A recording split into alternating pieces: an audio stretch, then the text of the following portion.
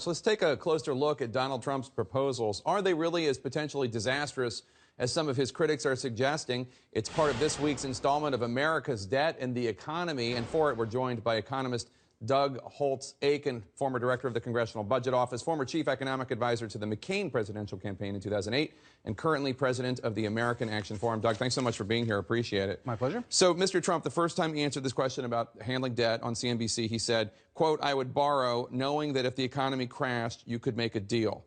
What does that mean to you, and what would the consequences be? What it means to me is America does not pay on time, and it does not pay in full. And that's unthinkable. That's what would cause the economy crashing in his construct.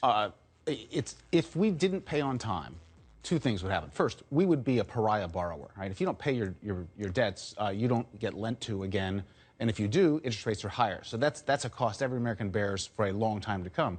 But more importantly, the global financial system is built on the notion that U.S. Treasuries are absolutely safe assets, that you can sell one at any time, you can buy it and be sure you'll get your money back. If he were to put a crack into that foundation, the global financial system would crater, and we would have global economic recession. He's basically suggesting we default on the debt, and then we say, okay, Japan, okay, China, we'll give you back, I'm making this up, this isn't his words, but we'll pay you back 75 cents on the dollar. Like that. I mean, think Puerto Rico on global steroids. It would be unimaginable. And that's what the proposal was. And what does it mean to the average American? What would it do? To the average American, it means take the Great Recession we just went through and imagine something much, much worse, so your jobs go away. And when we finally recover, we live with a higher borrowing cost. It hampers the ability to finance every house, every car, every durable good in America. And then this morning, right here on CNN, Mr. Trump said that the United States would never default on its debt, quote, because you print the money. Is that true? And what would that mean for the average American, that policy? It would mean two things. First is he would have to say, dear Janet Yellen over at the Federal Reserve, please print some money and buy this debt. And that would break the independence of the Fed, which has been a foundation of our economic success. So now he's running the Fed out of the White House, not a good thing. Number two, it leads to inflation. And so every American who bought a Treasury security and put it away for their retirement, they get $100 back. Now the $100 only buys, a Snickers bar. That cuts into the standard of living. High inflation and high debt are not a good combination.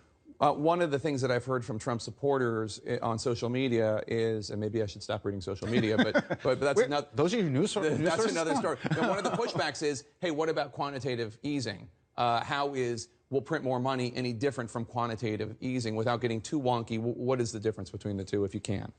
Quantitative easing is the Fed purchasing assets, don't have to be treasuries. In fact, some are mortgage-backed securities for purposes of pumping money into the banking system. This is buying a particular treasury security for the sole purpose of having the money to repay. And so it means that you have lost the ability to tax the economy, which is typically how we repay, and you've lost the ability to have the economy grow and pay it back. So you're in a very bad place when you're starting to print money for the purpose of repaying debt. So it's not the same thing? It's not even close to the same thing. All right. And lastly, in our most recent CNN ORC poll of registered voters nationwide, Donald Trump beats Hillary Clinton on how he would handle the economy, 50% to 45%. What do you think voters see in his economic policy that they like, if you can speculate? Well, first of all, this is a horse race in the loser's bracket of the economic tournament because, she hasn't gotten anything to grow the economy. He hasn't produced much in proposals to grow the economy. They're picking between, really some undesirable economic options at this point. I think the thing they see the most is he's talking about issues that Americans care about. I mean, people are worried about China. People are worried about trade. They're worried about our place in the world. I don't endorse the solutions. Obviously, this debt thing is a bad idea. But he is talking about the issues they care about. And I think that's why they notice him. All right. Thank you so much. A little truth into this presidential debate. We appreciate it. Doug Holtz-Eakin, thank you so much.